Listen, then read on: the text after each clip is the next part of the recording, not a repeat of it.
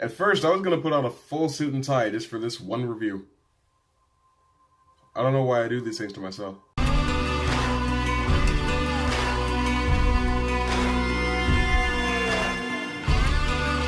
John Wick, Chapter 3, Parabellum. So, at the end of John Wick Chapter 2, John breaks the most fundamental rule of being a hitman. You do not do business on Continental grounds. And he did business on Continental grounds. Now the entire hitman underground is coming after him, and he's got to figure out something to do so that he doesn't get killed, you know, because he can't just run for his whole life. As far as plot goes, that's really all I feel like I could say without getting into spoiler territory, but I'll just talk about the way the movie was made, the way that I usually do, and we'll have a good time. First of all, John is more vulnerable in this movie than he has been in the last two. It is probably because the movies take place boom, boom, boom. I mean, he's like taking hits that you would expect him to take. He's better to be like, oh, well, either I block the knife or I block the kick. And if I block the kick, then I get stabbed. If I block the knife, then I have to take the kick. So he's like, you know what? I'll go ahead and I'll take the kick. At least I can block the knife and not get killed. So you're seeing him take a lot more hits than you're used to. He's being a bit more visceral than usual. Like, I don't even think he uses as many weapons in this movie. Maybe not. The theme of this movie does seem to be consequences, which is something that they talk about in the movie. I mean, if you remember last time, John gets help from some people, and it's like, hey, well, you're not supposed to get help when you're in a situation like this, so they end up in trouble, just like John is for his own crimes. Like, everybody makes their own choices in these movies, and it ends up having a certain set of consequences that they have to deal with, and that's just how it works. I will say, Cassian from the last movie, Common's character, is not in this one, and it makes sense. I mean, he would still be recovering from getting stabbed in the chest, but it's just like, I just wanted to see him. I just wanted to see him, that's all. I thought maybe the movie would take place over a longer period of time, that's it.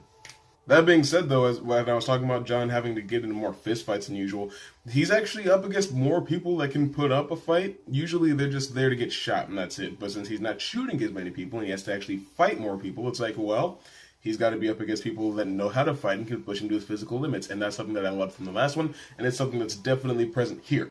Also, the kills. Oh boy, the kills. You watch these movies for the action and for the kills, right? It's the same reason that you watch The Punisher or Kingsman. It's just like, well, after you see the first one, how creative can they get with the way that people get killed in this movie?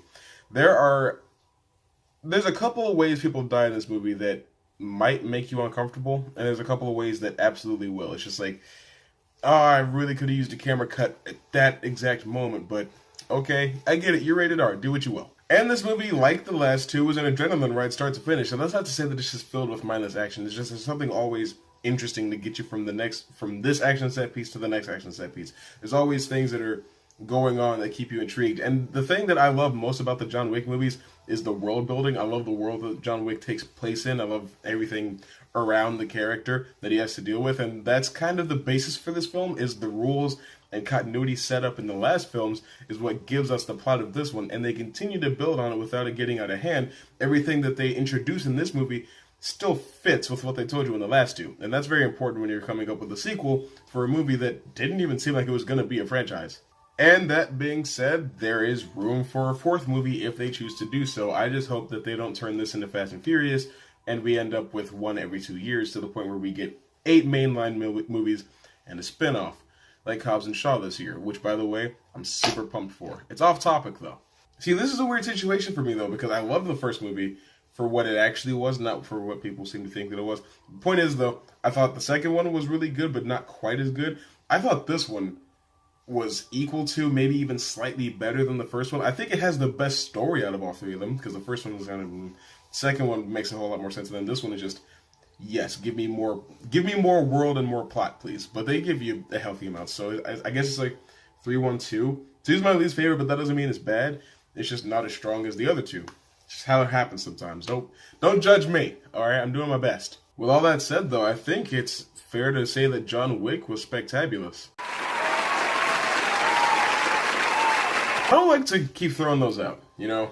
Because I gave one to Devil May Cry and How to Train Your Dragon and Avengers Infinity War and Endgame and Captain America Winter Soldier and Civil War.